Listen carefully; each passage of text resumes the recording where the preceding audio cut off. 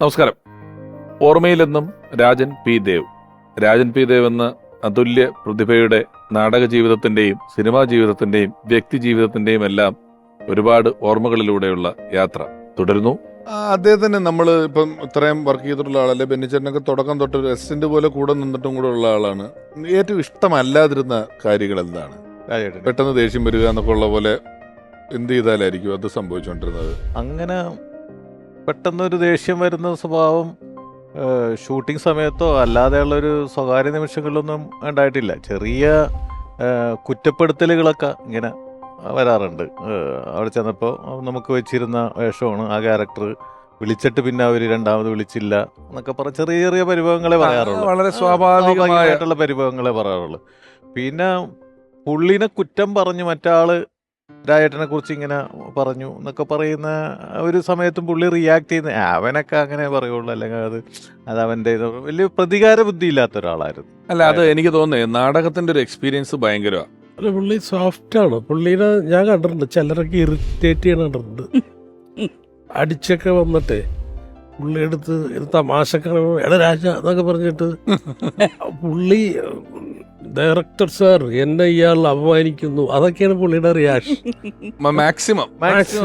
അല്ലാതെ പുള്ളി അങ്ങനെ ദേഷ്യപ്പെടുകയോ, സീനിയർ ആയിട്ടുള്ള ആളല്ലേ, പക്ഷെ പുള്ളി അങ്ങനെ ദേഷ്യപ്പെടുന്നു. ഭയങ്കര നർമ്മബോധമായിരുന്നു, ജീവിതത്തിലും ഭയങ്കര നർമ്മം പറയുമായിരുന്നു. അത് നമ്മൾ ചിരിച്ചു പോകും. നമ്മള് പുള്ളിനെ കാണുമ്പോൾ ഒരു ഗൗരവ സ്വഭാവമുള്ള വില്ലൻ പരിവേഷമുള്ള ഒരാളല്ല, പക്ഷെ ഇല്ല, വളരെ ശുദ്ധ മനസ്സും കുട്ടികളുടെ പോലെയുള്ള പ്രകൃതവും നല്ല നർമ്മം പറയുമായിരുന്നു. പുള്ളി പറഞ്ഞിട്ടുള്ള ഒരു കോമഡി പിന്നീട് ഇങ്ങനെ പലയിടത്തും ഉപയോഗിച്ച് ഞാൻ കണ്ടിട്ടുണ്ട്. അതായത് ഞാനും രായേട്ടനും കൂടി ഒരു കല്യാണ വീട്ടിൽ ചെല്ലുമ്പോഴേക്കും ഒരു സുന്ദരിയായിട്ടൊരു പെങ്കൊച്ചി മുമ്പിൽ കൂടി രായേട്ടനെ കണ്ട് ചിരിച്ചിട്ട് പോയി. അപ്പോൾ രായേട്ടൻ പറഞ്ഞതാണ്, ഇതുങ്ങളെ കാണുമ്പോഴാണ് വീട്ടിലുള്ളതിനെടുത്ത് കിണറ്റിലിടാൻ തോന്നണേന്ന് പറഞ്ഞു. ആ സാധനം പിന്നീട് അപ്പൊ ഞാൻ പറഞ്ഞു, ഇത് തന്നെ ചിലപ്പോ ചേച്ചിയും പറയോട്ടാന്ന് പറഞ്ഞു. അതായത് അവള് കേക്കണ്ട പറഞ്ഞിട്ട് ഇങ്ങനെ പറഞ്ഞു. അത് പലയിടത്തും പിന്നീട് പല രീതിയിൽ പലയിടത്തും വന്ന്. അപ്പൊ അങ്ങനെയുള്ള ഹ്യൂമറുകൾ സ്പോണ്ടേനിയസ് ആയിട്ട്.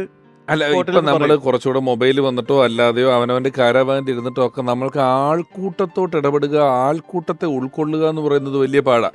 അത് രാഷ്ട്രീയത്തിനൊക്കെ ഉണ്ട്.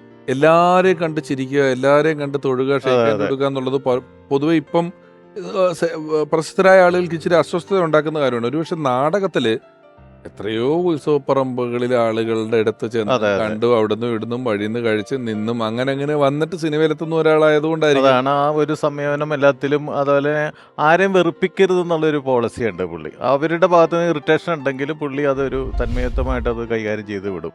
അത് ഈ ഉത്സവപ്പറമ്പിലൊക്കെ തന്നെ പലരും തോളത്ത് കീടാൻ വരുമല്ലോ, ആരാധന കൊണ്ട്. അപ്പൊ അവരൊക്കെ അങ്ങനെ സോപ്പിട്ടിട്ട് പുള്ളിയുടെ ആളാക്കി മാറ്റും പുള്ളി. അത് ഭയങ്കര കഴിവാ പുള്ളിക്ക്.